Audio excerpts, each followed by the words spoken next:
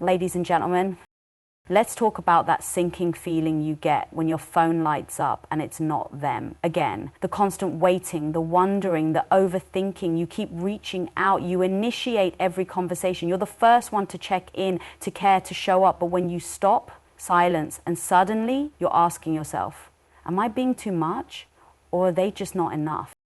Let me tell you something that might sting but will set you free. When someone wants to talk to you, they will. No confusion, no mind games, no mixed signals. And when they don't, it's not your job to chase, fix, or perform. It's your job to pay attention, because your energy is currency. Your attention is power. And when you keep pouring into someone who barely acknowledges your existence, you're teaching them that the bare minimum is enough to keep you. This speech isn't about blame, it's about awakening. It's about realizing that the more you chase unavailable people, the more unavailable you become to the love you deserve. If they never call or text you first, just do this and your whole life will change. There's a moment that hits you deep in your chest when you realize the only time your phone lights up is when you're the one making it happen. You stare at the screen, waiting, hoping, justifying. Maybe they're busy, maybe they forgot, maybe they're not good at texting. You play it over and over in your head, finding reasons to excuse the silence. And in that silent space, something dangerous starts to happen. You begin to make their lack of effort a reflection of your worth. You start to believe the story that you're not enough to be thought of first, reached out to, prioritized. That's the lie. And that lie is the poison. Someone else's lack of effort is not proof that you're unlovable. It's not evidence that you're too much or not enough. It's not a mirror of your value.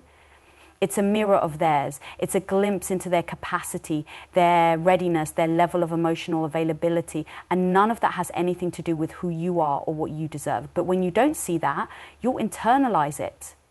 You'll shrink, you'll chase, you'll lower your standards just to be chosen by someone who's not even showing up for the bare minimum. You deserve more than breadcrumbs. You deserve to be met with energy that matches yours. You deserve a love that calls, that shows up, that reaches out, not out of obligation, but out of desire. And yet so many people are out here begging for attention, for validation, for scraps, when what they really need is to wake up to the truth. They're worthy whether or not a text ever comes in. They're valuable whether or not they're chosen back. But here's the tricky part. Knowing your worth isn't a thought, it's a practice. It's a moment-to-moment decision to stop tying your self-esteem to someone else's inconsistency. When someone doesn't call or text you first, your instinct might be to prove you're worth it, to send another message, to be more available, to be easy to love. But that's not the move. That's a reaction born in fear, fear of abandonment, fear of rejection, fear of being alone. And fear will have you performing for love instead of receiving it. It will have you tolerating the bare minimum because you're terrified of having nothing. But having nothing is still better than settling for someone who gives you just enough to keep you hooked, but never enough to feel safe. There's power in observation. When someone consistently doesn't initiate, don't take it as a challenge to try harder. Take it as information, it's data, it's clarity. It's the universe whispering, this is not it. And yet so many people ignore that whisper because they'd rather believe the fantasy than face the facts. Because facing the facts means facing yourself. It means being honest about how little you're acquiring in order to feel loved. But let's be real. What you tolerate teaches people how to treat you. If you respond with energy every single time someone gives you the cold shoulder, you're telling them, you don't have to show up for me, I'll always be here anyway. And what kind of love story is that? Where you're always reaching, always trying, always proving. That's not romantic, that's exhausting. That's a performance, not a partnership. You deserve to be pursued, you deserve to feel chosen, you deserve a connection where effort isn't one-sided, where communication flows naturally, where you don't have to question your place in someone's life. That isn't too much to ask. It's the bare minimum of real love. And the longer you accept less than that, the more disconnected you become from your own worth. Because every time you silence your needs just to keep someone in your life, you're also silencing the voice inside of you that's trying to remind you you're enough right now as you are. You don't need to do more. You don't need to be more. You just need to stop tying your self-worth to someone else's inconsistency, because the moment you start seeing their lack of effort for what it really is, a reflection of them, not a statement about you, you take your power back. And that power, that's the beginning of healing. That's the beginning of choosing better. That's the moment you decide you're no longer available for love that feels like waiting, guessing, or hoping. And look, it's easy to fall for someone's potential. It's easy to replay the early moments, the good morning texts, the long calls, the butterflies. But don't get caught up in the highlight reel. Pay attention to what's consistent. Pay attention to the now. If the only time they respond is when you reach out, if they never check in first, if they never prioritize your connection, then that's not love, that's convenience. As someone enjoying your energy without giving anything in return, and the longer you tolerate it, the more you betray yourself. This isn't about playing games or matching their energy from a place of bitterness. This is about choosing yourself, about making the conscious decision to stop feeding connections that starve you, about reclaiming your time, your peace, your standards, about realizing that you were never asking for too much, you were just asking the wrong person. And if that person can't call or text first, maybe they're not meant to have access to your energy at all. The right person will show up. They won't make you question whether you're important to them. They won't need reminders to check in, because when you matter to someone, they make time, they make effort. They show you consistently that you're a priority, not an option. But here's the plot twist. You have to make you a priority first. You have to start showing up for yourself in all the ways you wish others would. You have to stop begging for attention and start demanding alignment. Not through words, but through action, through what you allow, through what you walk away from. You are not here to chase love, you are here to attract it by standing so firmly in your worth that the wrong ones get uncomfortable and the right one knows exactly how to show up. Not once, not occasionally, but always. We live in a world where excuses are dressed up as reasons, where people who breadcrumb you still have the audacity to say, I care about you, where inconsistency is masked as being busy. But let me say this loud and clear, attention is not random, it's not a fluke, it's not something that just slips people's minds. Attention is a choice, always. You are either important enough to someone to show up for, and the sooner you stop trying to decode mixed signals and start reading the pattern, the sooner you'll find peace. Every time someone chooses to not call you, to not check in, to leave your message unread for hours or days without a single thought, you are being given information, not an accident, not confusion, not a test, a message, a pattern. And if you're wise, you'll start to listen not to their words, not to the apologies or the reasons, but to their repeated actions, because patterns don't lie, people do. You have to train yourself to stop falling in love with someone's potential and start falling in love with reality, with consistency, with clarity. You have to stop falling for the person you think they could be and start evaluating them based on who they actually are right now, when no one's watching, when there's no pressure. Because someone who truly values you will never make you feel like you're chasing their attention. Their pattern will be pursuit, not avoidance. Their rhythm will be effort, not excuses. Think about this. How many times have you excused someone's behavior by saying, that's just how they are? How many times have you convinced yourself that their silence meant they were stressed, or that their lack of engagement meant they were just bad at communicating? How many times have you replayed the moments they did show up and used those rare glimpses as proof to override all the times they didn't? That's not love. That's self-abandonment. When someone shows you a pattern of disinterest, of avoidance, of inconsistency, believe it the first time. Don't gaslight yourself into thinking that it's a phase. Don't build a fantasy in your mind and cling to it like it's the truth. And above all, don't assign meaning to their silence that makes it your fault. Their effort or lack thereof is not your burden to interpret. It's your opportunity to decide how long you'll keep giving energy to someone who has clearly shown they're not giving it back.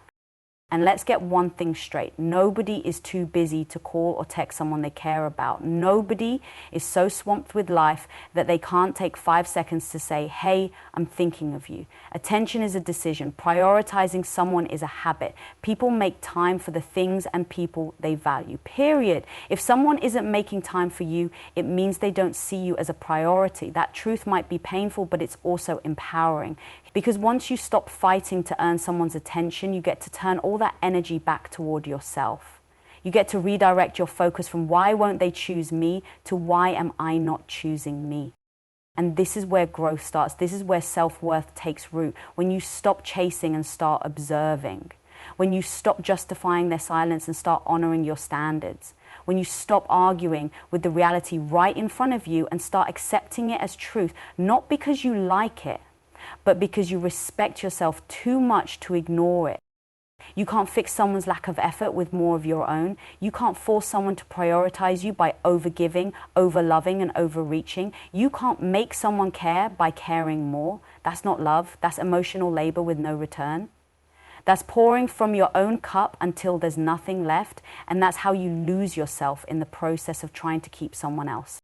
Your job is not to convince someone of your value. Your job is to embody it so loudly, so confidently, that anyone who doesn't recognize it naturally fades from your life. Stop negotiating with patterns that scream inconsistency. Stop tolerating people who only reach out when they need something. Stop ignoring red flags because you're too attached to the potential of the green ones. Because real love, it's not this complicated. It doesn't require decoding. It's clear, it's consistent, and it's aligned. There's this quote that says, if someone is interested, you'll know. If they're not, you'll be confused. Let that sink in. Confusion is not romantic. Uncertainty is not thrilling. And emotional inconsistency is not passion. And that's what dysfunction looks like when you've been conditioned to see chaos as normal. That's what it feels like when you've been taught that love is something you have to work for instead of something that flows naturally when two people are aligned. So the next time you feel yourself slipping into that place of waiting, of hoping, of reaching out again just to feel seen, pause. Ask yourself, are you acting from a place of self-worth or are you acting from a wound? Are you choosing peace or are you choosing patterns because they feel familiar, even if they hurt?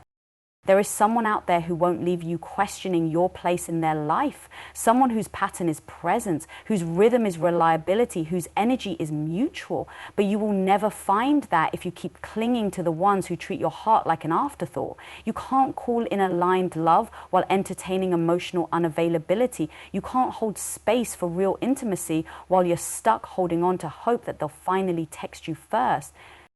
Let their pattern speak for them. Let their effort tell the story. And if that story doesn't align with the kind of love you're building for yourself, don't rewrite the narrative to make it fit. Walk away and write a new one. One where you are no longer waiting for someone to choose you because you already did. There comes a moment when you have to stop confusing effort with alignment, when you stop turning love into a performance where you're the only one on stage, when you finally realize that being the only one who reaches out, checks in, plans, texts, calls, initiates, the one constantly driving the relationship forward, isn't a sign of strength, it's a sign of imbalance. And no matter how much you love someone, no matter how deeply you want things to work, if you're the only one trying, you're not in a relationship, you're in a negotiation. Initiation is a mirror. It reflects who is emotionally present and who is emotionally unavailable. And yet so many people keep mistaking one-sided effort for loyalty. They keep initiating, hoping one day the other person will match their energy. But here's the truth. When someone wants to, they will. When something is aligned, it flows. It doesn't require chasing, convincing, or proving. It moves. It breathes. It reciprocates. And when it doesn't, no amount of over-perfunctioning on your part can fix that. We've been conditioned to believe that if we just show how much we care, if we just hold it down, be patient, keep initiating, keep showing up, then eventually they'll come around, eventually they'll value us the way we deserve. But that's not love, that's emotional survival. That's people-pleasing dressed up as loyalty. That's chasing someone's capacity instead of honoring your own boundaries. Ask yourself, why are you okay being the only one trying? Why are you the only one reaching out? Why are you trying to make it work with someone who hasn't even shown up at the starting line? And how long are you willing to keep doing that before you admit the painful truth that this is not partnership, it's self-sacrifice? Initiation isn't about who texts first. It's about emotional energy. It's about showing that you care enough to reach across the distance and create connection. And when that energy is always coming from you, when you're constantly pouring, calling, initiating, and stretching just to keep the connection alive, it's time to stop pretending that's love. That's labor. And labor without reciprocity breeds resentment. It breeds exhaustion. It breeds confusion. And that confusion becomes a trap, a loop you can't seem to escape. But here's the thing, alignment doesn't feel like confusion. Alignment feels like ease, like breathing, like certainty. You don't have to beg aligned people to show up. You don't have to drop hints, send reminders, or question your own sanity. When someone is meant for you, their energy meets yours. Their heart shows up when yours does, not because you forced it, but because it was always meant to be that way. The hard part is not reaching out. The hard part is stopping. The hard part is pulling back, not because you want to punish them, but because you finally want to protect yourself. Because you're done proving your worth to people who keep responding with silence. Because you're done mistaking your persistence for power. Because you finally understand that if they cared the way you care, you wouldn't be having this conversation with yourself in the first place. You're not hard to love, you're just trying to love people who aren't ready to receive it. You're pouring into spaces that can't hold what you bring. And every time you chase, you teach yourself that your love has to be earned, that effort equals validation, that overextending yourself is the only way to not be abandoned. And that lie, that deep core lie, is what has to be unlearned. Real love doesn't make you question your worth. Real love doesn't wait for you to do all the work. Real love meets you. It initiates. It reaches back. And when you don't feel that, it's not a sign to try harder. It's a sign to let go.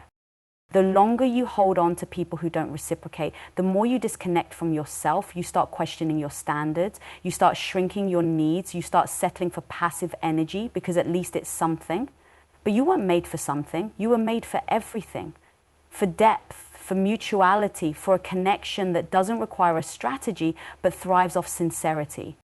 Stop making excuses for why someone can't meet you halfway. Stop rationalizing their silence. Stop giving them credit for things they could do but haven't done. You want to know where someone stands? Look at how they initiate. Look at how they show up without prompting. Look at how they engage with you when there's nothing in it for them. That's who they are. That's the truth. That's the pattern. Initiation isn't about control, it's about contribution. And when someone never contributes, when someone never takes the first step, it means they're not emotionally invested, period. And if you continue initiating while they continue coasting, all you're doing is creating an illusion of connection that doesn't really exist. And illusions, no matter how pretty they look, eventually shatter. Your job is not to keep forcing connection. Your job is to recognize when the energy is one-sided and step back with grace, not bitterness, not resentment, just clarity. Because when you stop over-initiating, you create space for someone who wants to meet you there. Someone who will send the first text, make the first call, plan the first date, not because you reminded them, but because it's natural, it's aligned. Letting go of being the only one trying is terrifying because it means letting go of hope. It means accepting the truth instead of clinging to the fantasy.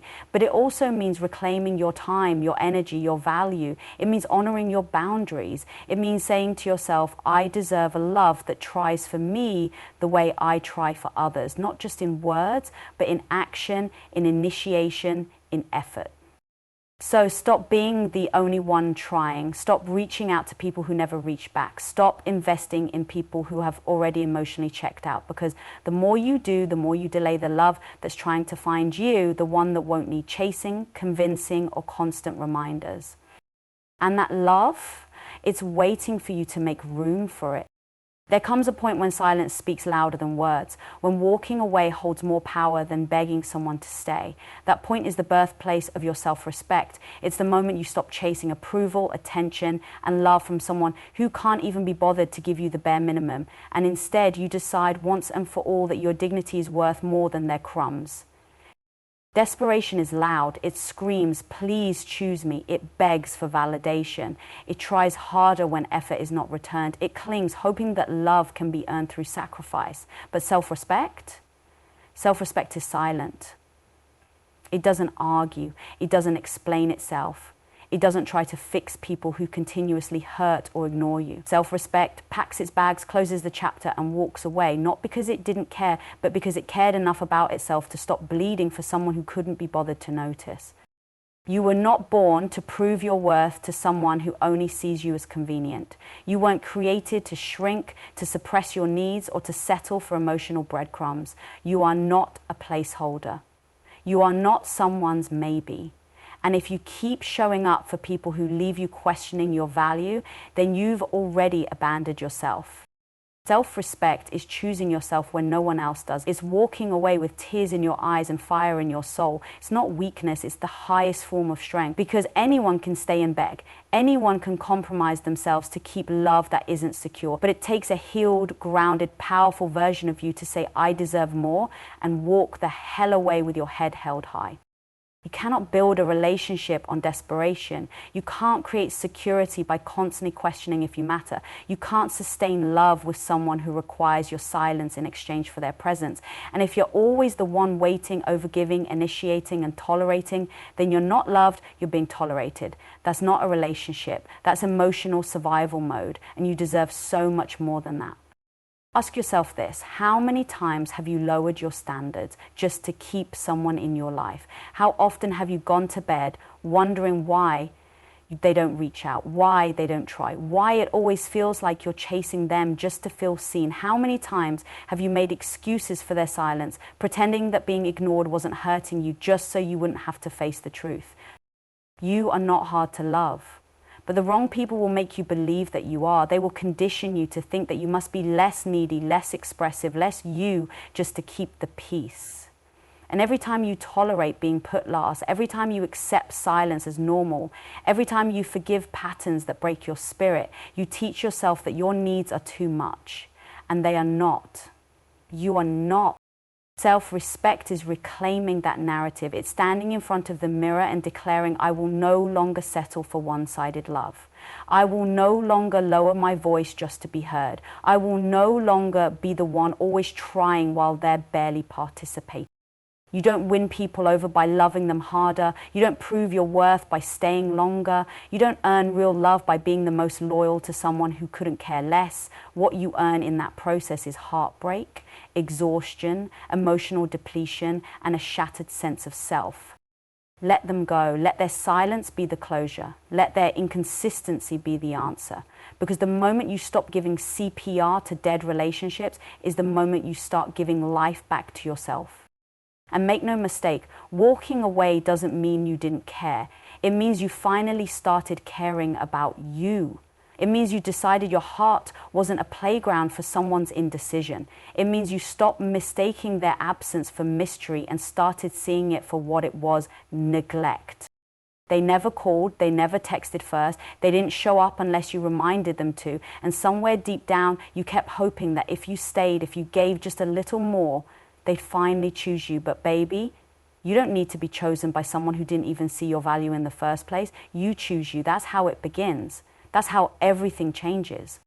Self-respect is not about pride, it's about protection. You protect your peace, your worth, your sanity. You stop showing up for people who only remember you when it's convenient. You stop giving them access to your heart just because you're afraid of being alone. And that kind of power, that kind of clarity, it creates space for real love, for people who will not let you question where you stand, for relationships built on mutual effort, not one-sided compromise. You want to know who's for you? Pay attention to who shows up without being asked, who listens without making you beg, who supports you without making you feel like a burden. Real love doesn't make you feel like you're too much. Real love meets you where you are and then rises to match you. And when you stop settling, when you walk away with your dignity, that's when you attract the love that honors your soul.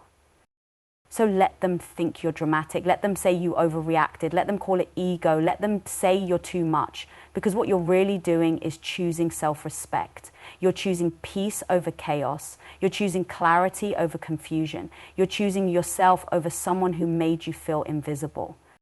It's not about punishing them. It's not about revenge. It's about reclaiming your power. It's about rising from the ashes of every conversation you never had, every text you never got, every call you waited for that never came, and saying, I am no longer available for love that costs me my self-worth. So stop chasing, stop overgiving, stop settling, and start standing. Stand tall in your worth, stand firm in your boundaries, stand loud in your truth. Because your self-respect, it's louder than their silence, it's louder than your fear. And it will echo long after they've gone quiet.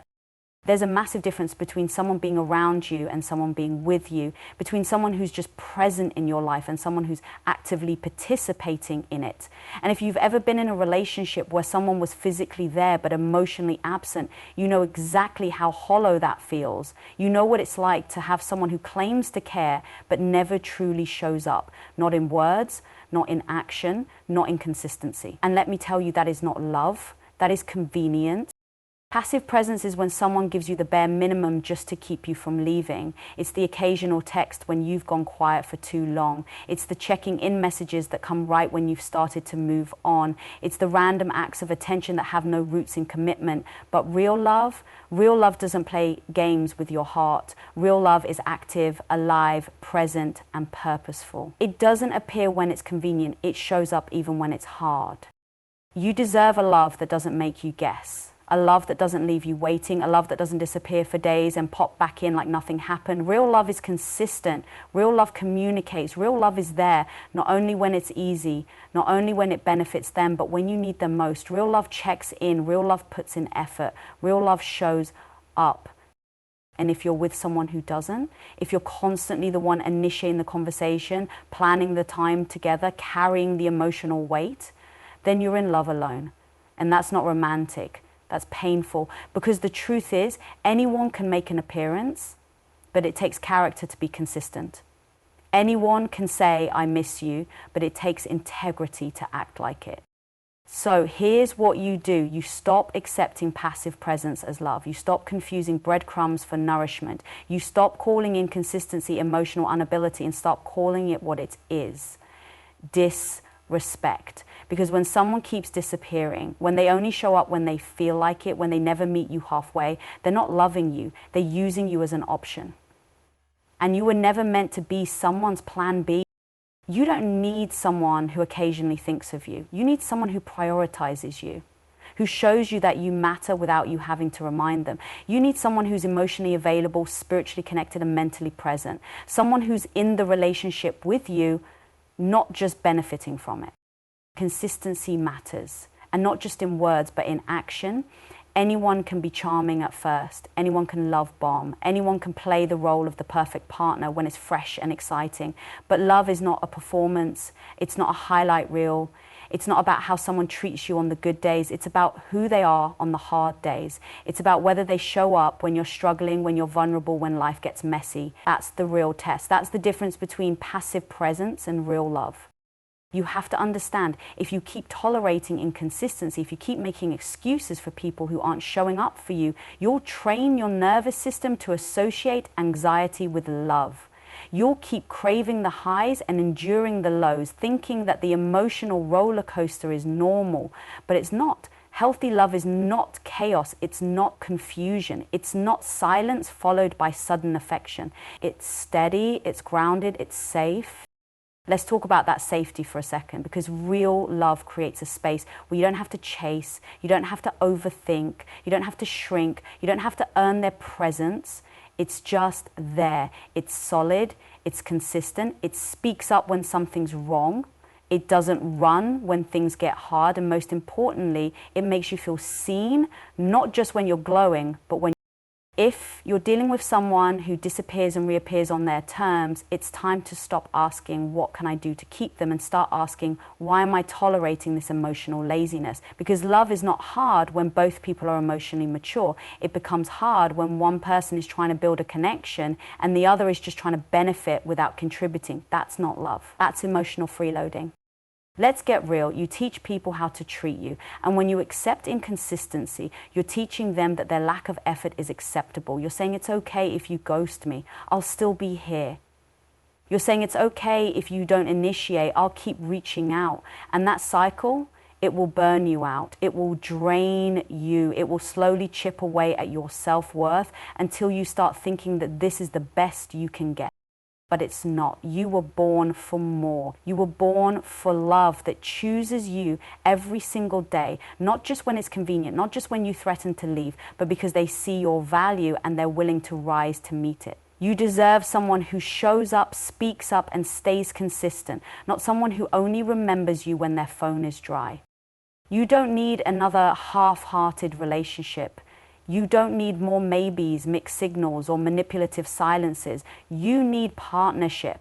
You need consistency. You need honesty. You need someone who matches your energy, your loyalty, your love. Someone who's not just around but invested. Someone who doesn't just respond to you but initiates, checks in, and puts in the same energy you do. So if they can't do that, let them go. If they're not willing to show up for you in the way you show up for them, stop fighting to prove your worth. That's not your job. Your job is to set the bar, not lower it. Your job is to protect your peace, not offer it up to someone who treats you like an afterthought. Your job is to stop settling for passive presence and start demanding real, aligned, soul-level love. Because you're not hard to love, you're just asking the wrong people to rise to a standard they're not willing to meet. You're not needy, you're just finally aware of your needs.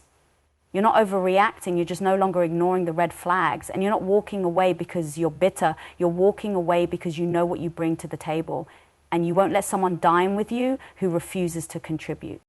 Consistency is not too much to ask for. Effort is not a luxury. Communication is not optional. These are the bare minimum standards for real love. And if someone can't meet you there, let them go find someone else willing to tolerate that chaos. You're done with half love. You're done with almost. You're done with maybe. From this moment on, it's all or nothing, because you've grown too much, healed too deeply, and loved too hard to waste your energy on someone who's just passively present. Real love, it shows up, speaks up, and stays. And so should you, for yourself above all.